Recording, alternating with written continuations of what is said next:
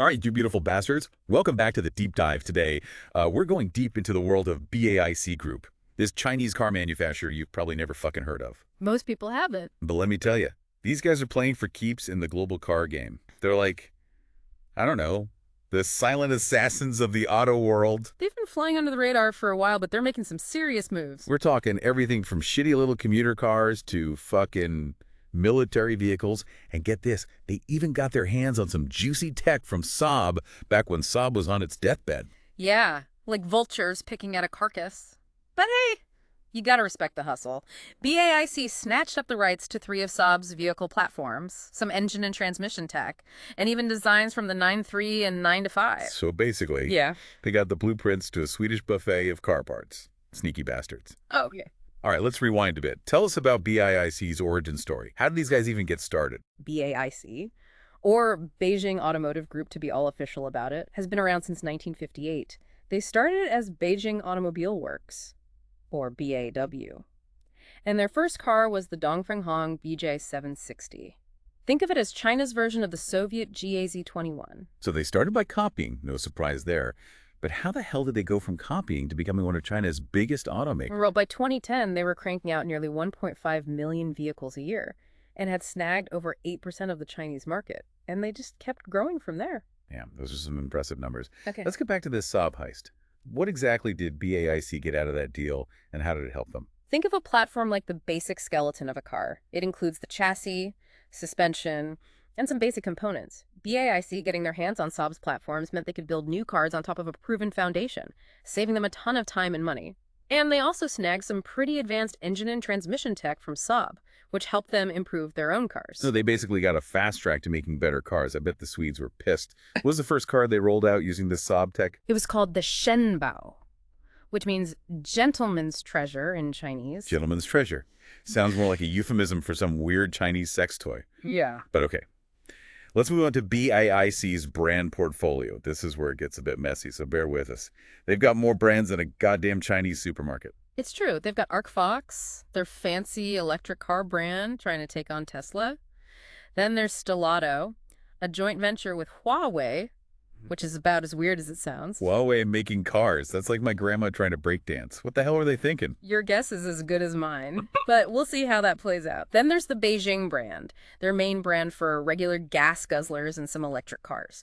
And for those who like to get their tires dirty, they've got Beijing Off-Road, making SUVs for all those wannabe adventurers. Hold on. So they've got separate brands for electric cars and SUVs, Hmm. but they're all under the Beijing umbrella. Yeah. Talk about confusing. Well, they also have BJEV, which stands for Beijing Electric Vehicle. And that's another avenue for their electric offerings within the Beijing brand. So it's a bit of brand clusterfuck. It's like they threw a bunch of brand names in a hat and just pulled them out randomly. All right, so they've got all these brands, but I'm guessing not all of them have been successful. Let's talk about the brands that ended up in the automotive graveyard. The auto industry is a brutal business. BAIC has had its share of failures. Brands that just couldn't cut it. All right, spill the tea. Which brands went belly up and why? There's BAW, Sonova, BLAC, and Changé.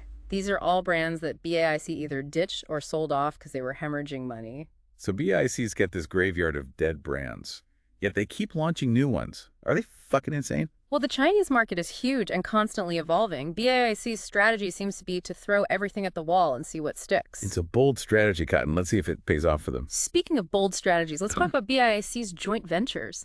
These guys love to partner up with other companies. It's like they're trying to be everyone's best friend. Yeah, let's talk about these partnerships. They got their hands in a lot of pies, don't they? Who are they hooking up with? They've got Beijing Hyundai, their joint venture with Hyundai, making affordable cars for the masses. Then there's Beijing Benz, their partnership with Mercedes-Benz, aiming for the luxury market. Wait a minute. They're in bed with Mercedes-Benz? Talk about sleeping with the enemy. What the hell are they making together? They're producing a whole range of Mercedes-Benz vehicles for the Chinese market, everything from A-Class hatchbacks to E-Class sedans. Mercedes gets access to the massive Chinese market, and the ISA gets to learn from one of the best in the business. It's like a match made in automotive heaven. Or hell, depending on how you look at it. Yeah. But wait, there's more, isn't there? Tell us about BAIC's international adventures. Are they just playing in the Chinese sandbox? Or are they trying to conquer the world? They're definitely aiming for global domination. They've been making strategic investments in foreign companies, including a pretty significant stake in Daimler, the parent company of Mercedes-Benz. Hold the fuck up. They own a piece of Mercedes-Benz. Those sneaky bastards. How did they Yeah. pull that off? It started in 2019 when they bought a 5% stake in Daimler, and then they increased it to almost 10% a couple of years later. It's a bold move, showing they're serious about becoming a global player. I bet that pissed off a few people in Germany. It's like walking into someone's house and claiming a room as your own. But hey, you got to admire their balls. All right, let's take a quick break, and then we'll come back and dig even deeper into the twisted world of BAIC. Stay tuned, you magnificent bastards. All right, let's jump back into this clusterfuck of brands. We were talking about BAIC's global ambitions and their investment in Daimler. It's a power move, no doubt. But their own brand structure, it's a goddamn mess. It's like they hired a bunch of monkeys to throw darts at a board full of car names. Their main passenger car brand is just called Beijing, but under that, they have a bunch of different subsidiaries depending on the type of car. And they all use the same Beijing badge and logo, which is beyond confusing for anyone trying to figure out what the hell they're looking at. It's like trying to navigate a Chinese buffet with no labels on the food. You just got to take a gamble and hope you don't end up with something that looks like a chicken foot. Their electric vehicles are spread out across different entities, too. You've got ArcFox, their attempt to be the Tesla of China. Then there's Stellato, the joint venture with Huawei, which is still baffling to me. Huawei making cars. It's like your dog suddenly deciding to write a novel. It just doesn't make any goddamn sense. But then you've also got electric offerings within the main Beijing brand itself, like the EU5 and EU7. Those are more your typical everyday EVs, not as fancy as the ArcFox models. So they're trying to cover all the bases from luxury EVs to the electric equivalent of a Toyota Corolla. That's a shotgun approach to brand strategy. Exactly. And then there's the Beijing Off-Road brand, which is its own little beast. They used to be part of BAIC Motor, but now they're back under the BAIC Group umbrella with their own operations. It's like a family reunion where everyone's pretending to get along, Yeah. but you can tell there's some serious tension simmering beneath the surface. They still use the Beijing name, but their models have the Chinese characters for Beijing on the badge, so you can at least tell them apart. So it's a bit like a secret handshake. Only those in the know will understand the difference. Speaking of different, let's not forget about BAIC's truck and bus division. What's the deal with those guys? That's Futton Motor, and they're a real workhorse for BAIC. They make everything from light-duty trucks to heavy-duty haulers, buses, and even farm equipment. So they're the backbone of the Chinese economy. Pretty much, Foton is one of the leading commercial vehicle manufacturers in China, and they're making moves in international markets, too. All right, let's shift gears and talk about BAIC's graveyard of failed brands. We touched on it earlier, but let's really dig into the carnage. Yeah. What went wrong with these brands? The auto industry is a ruthless bitch. Oh. Even giants like BAIC stumble and fall sometimes. They've launched a bunch of brands that just couldn't gain traction, and they ended up getting scrapped. So give us the dirt. Which brands went belly up and why? Well, there was BAW, which we talked about before. They used to be a BAIC subsidiary, but they were sold off in 2015. They mainly focused on light off-road vehicles, trucks, and military vehicles. So they were the tough guys of the family, but they couldn't handle the pressure of the market. They faced intense competition from other Chinese brands and foreign companies, and they struggled to keep up with changing consumer demands. In the end, they just couldn't hack it. It's like trying to fight a tiger with a butter knife. You're just asking for trouble. All right, what about the other flops? Give us the gory details. There was Sonova, which was supposed to be BAIC's big push into the passenger car market. They had some initial success with the D70, but they couldn't establish a strong brand identity. They just faded into the background noise. No brand identity. It's like trying to sell a car with no goddamn name on it. No one's going to buy a car that's just called car. Then you had BAIC, or Beijing Light Automobile Company. They had a long history dating back to the 1960s. They started with the BJ130, a rugged off-roader that was popular for a while. They even teamed up with Isuzu to make light trucks. So they had a good run, but then the wheels came off. What the hell happened? Financial troubles, my friend. They hit some rough times in the late 90s and early 2000s, and they went bankrupt in 2002. Sad ending for a company with such a rich history. It's always a shame to see a company with a good story go down like that. It's like watching a beloved grandpa slowly succumb to dementia. All right, what about the last brand on our death list? Who gets the final nail in the coffin? That would be Chang'e Automobile, which BAIC bought in 2012. They made small, affordable cars, but they couldn't keep up with the fast-changing Chinese market. In 2022, they shut down production, and their website vanished into the digital abyss. Poof.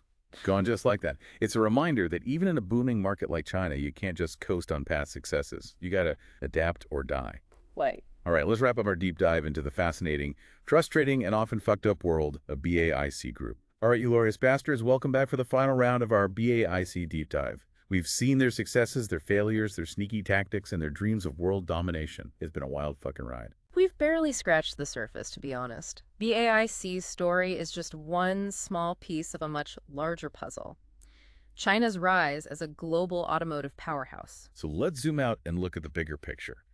How the hell did China go from making shitty knockoff bikes to challenging the big boys of the auto world? Give us the historical lowdown. It's a story of ambition, government support, and a whole lot of balls. For decades, China was content to be the world's factory churning out cheap crap for the West, but they wanted more. World domination. Pretty much. They realized that to become a real global player, they needed to master advanced technology. And the automotive industry was a prime target. So they started by copying like a student cheating off the smartest kid in class. It wasn't just about copying. Sure, there was some imitation, but they also invested heavily in R&D, bought foreign technology, and formed joint ventures with big-name companies. Sneaky bastards playing both sides of the field. It was a smart move. They learned from the best, adapted those lessons to the Chinese market, and gradually built up their own capabilities. And now they're breathing down the necks of companies like Toyota, Volkswagen, and even Mercedes-Benz. Exactly. BAIC is just one example. You've got companies like Geely, which owns Volvo, and BYD, making waves with their electric vehicles. Holy shit, the Chinese are coming for the entire car industry. It's not a matter of if, but when China has the scale, the resources, and the sheer determination to dominate the global auto market. So what does this mean for the rest of the world? Are we all going to be driving Chinese cars in the future? It's certainly a possibility. Chinese automakers are becoming increasingly competitive, offering vehicles that are well-built, technologically advanced, and often more affordable than their Western counterparts. So the days of American muscle cars and German luxury sedans are numbered. That's a scary thought. It's not about the end of an era, but the beginning of a new one. The global automotive landscape is shifting, and China is at the forefront of this change. Well, folks, there you have it. BAIC. A microcosm of China's automotive revolution. They've played by their own rules, learned from their mistakes, and emerged as a major player on the world stage. It's a story of ambition, hustle, and a healthy dose of fuck you to the established order. BAIC's journey is a reminder that the automotive world is in constant flux. Complacency is a death sentence. You either adapt and innovate, or you get left behind. And that's a wrap on our deep dive into BAIC Group. We hope you learned a thing or two, had a few laughs, and maybe even developed a healthy fear of the Chinese automotive juggernaut. Stay tuned for our next deep dive, where we'll be dissecting, well, we'll keep you guessing. Until then, keep those engines revving and don't forget to buckle up, you magnificent bastards.